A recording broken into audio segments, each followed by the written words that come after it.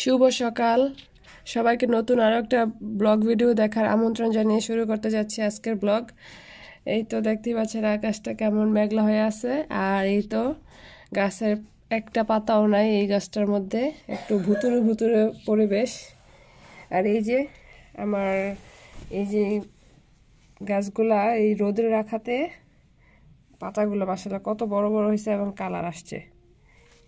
এগুলো আসলে রোদ পেলেই ভালো থাকে। এই যে কতটা ছড়ায় আছে, একদম ডালপালা ছড়ায় গেছে, দেখতে অনেক সুন্দর লাগতেছে মাশাআল্লাহ। তো এই তো আজকে সকাল থেকে ভিডিওটা শুরু করলাম। সকাল বলতে নাস্তা খাওয়া শেষ, তো তখন থেকেই শুরু করলাম। এই তো আজকে ভিডিওটা দেখতে থাকেন, আর ভিডিওটা দেখার শুরুতে একটা লাইক দিয়ে দিবেন। লাইক দিয়ে সম্পূর্ণ ভিডিওটা দেখার অনুরোধ রইল, আর আশা করি আপনাদের ভালো লাগবে। ভালো লাগলে সাবস্ক্রাইব করে দিবেন, আর যারা সাবস্ক্রাইব করেছেন তাদেরকে অসংখ্য ধন্যবাদ, আর যারা সাবস্ক্রাইব করেন নাই তারা তাড়াতাড়ি গিয়ে সাবস্ক্রাইব করে ফেলুন।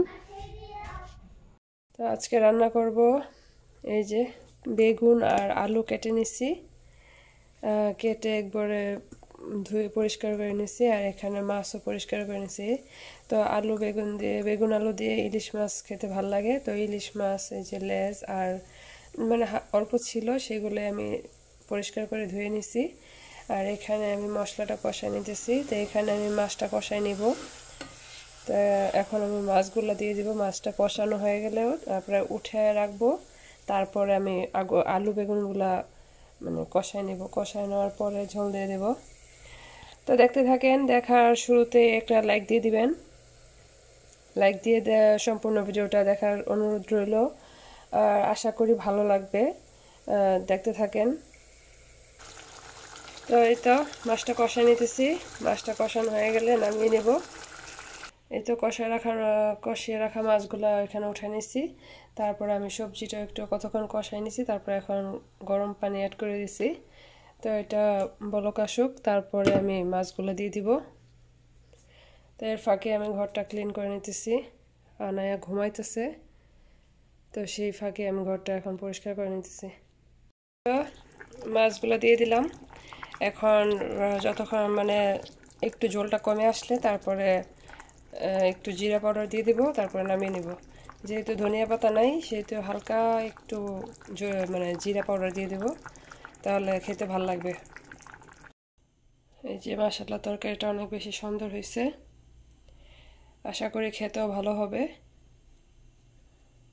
এই তো আমার রান্না শেষ, যে ভাত রান্না হয়ে গেছে। আগের যে তরকারি আছে সেগুলো গরম করে নেব। গতকালকে টক আছে, আর একটু অল্প পরিমাণে একটু গরুর গোশত আছে, আর একটু চিকেন আছে। এই তো আমার মেয়েরা কোনোটাই খাবে না, ওর জন্য হয়তো বা অন্য কিছু করতে হবে। দেখা যাক কি হয়, খায় কিনা। তো দুপুরবেলা আমরা খাবার খেলাম, আর আমার মেয়ে তো ভাত খাবে না, তার জন্য আমি পাস্তা রান্না করে রাখছিলাম। পাস্তা খাইতে সে অনেক বেশি পছন্দ করে, তো পাস্তা রান্না করে রাখছি। আর এটা হচ্ছে সন্ধ্যার দিকে আদিবার বাবা হুট করে বলতেছে, বাইরে যেহেতু ঠান্ডা পড়ছে, তো ও বলতেছিল যে বুট মুড়ি খাবে। তা আমি আবার বুট সিদ্ধ করে ডিপে রেখে দেই সবসময়। আর এখানে আলুর চপও বানানো ছিল, আমি বানিয়ে ডিপে রেখে দিছিলাম। আর ডালও বাটা ছিল, তো সব মিলে আমার কাজটা ইজি হয়ে গেছে। তো বলতে বলতে আমি সাথে সাথে ফ্রিজ থেকে ডালটা নামাই নিছি, আর এই যে ছোলাটা ভুনা করে নিতেছি। খুবই সামান্য পরিমাণে করতেছি, কারণ আমার খেতে ইচ্ছে করতেছিল না। তো শুধুমাত্র আদিবার বাবার জন্য এই যে এখানে আলুর চপটা আমি ভেজে নিতেছি। মাশাআল্লাহ দেখতে অনেক সুন্দর হয়েছে। আর এই যে বেগুনগুলো ভেজে নিতেছি, মানে খুবই কম, 2-3টা করে এরকম করে ভেজে নিতেছি, যেহেতু একা খাবে। আর আমি তেমন একটা খাই নাই, আমার খেতে ইচ্ছে করতেছিল না, পেটটা ভরা ছিল। যেহেতু দিন ছোট, বাচ্চাদেরকে স্কুল থেকে এনে খেতে খেতে একদম 4টা বেজে যায়, আর 5টা বাজে সন্ধ্যা হয়ে যায়। তো এটা হচ্ছে 6টার দিকে, আমার পেট ফুল ছিল, তো সেই জন্য আমি বলতেছিলাম যে আমি খাবো না। তো আদিবার বাবার জন্য ও দুপুরে তেমন একটা খায় নাই। দুপুর বলতে ওর আস্তে আস্তে সন্ধ্যা হয়ে গেছিলো, সন্ধ্যার সময় এসে খাবার নিছিল, কিন্তু খাইতে পারে না, ওনাকে খাইতে ইচ্ছা করতেছে না। তো সেই জন্য বলতেছে যে বুট মুড়ি খাবে, তো আমিও ঝটপট বানিয়ে নিলাম। হাজব্যান্ড খেতে চেয়েছে আর খাওয়াবো না এটা তো হয় না, আর আমার ওর জন্য কিছু বানাইতে ভালোই লাগে, যেহেতু ওই মজা করে খায়। যদি কোনো মানুষ যেই জিনিসটা পছন্দ করে খায় তার জন্য সেটা বানাইতে খুব বেশি ভালো লাগে। ওরে বাবা রে, পুতুলটা না নিজেই মাথায় দিয়ে দিছে। এটা কি পরছো? কত আমার সাজুন্য বুড়ি, নিজের গুলা পরে না, পুতুলের গুলা পরতে আসছে। আর এই যে আরেকজন কি করতেছে, বক্সের ভিতরে ঢুকতেছে। তুমি কি করো পড়ালেখা না কইরা? অনেক কথা। তোমার বেবি কোথায়? আনা বেবি কোথায় দাঁড়াইছে? পড়ে যাবে। একটু ঢঙ্গি বুড়ি রে, একটু ঢঙ্গি বুড়ি। আব্বু এটা পড়ে যাবে, তুমি সরো। ওরে বাবা রে বাবা, কিভাবে যে আদর করতেছে। আনা দাঁড়া দাঁড়া দাঁড়া, আনা আনা বুড়া, এই যে তাকাও তাকাও তাকাও। আনা বেবি,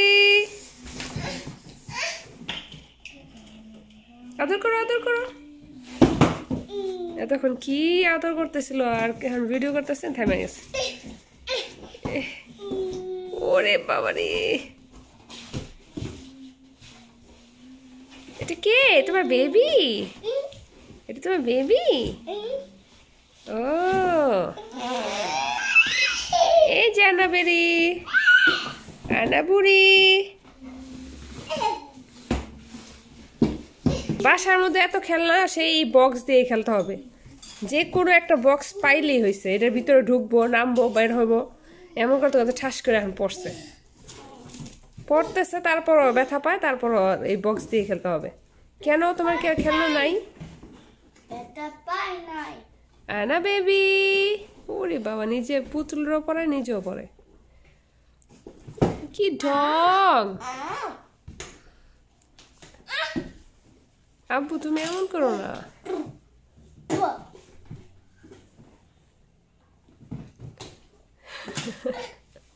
আব্বু ডিস্টার্ব করে না। আফনান আফনান আফনান, তুমি ডিস্টার্ব করো না আব্বু।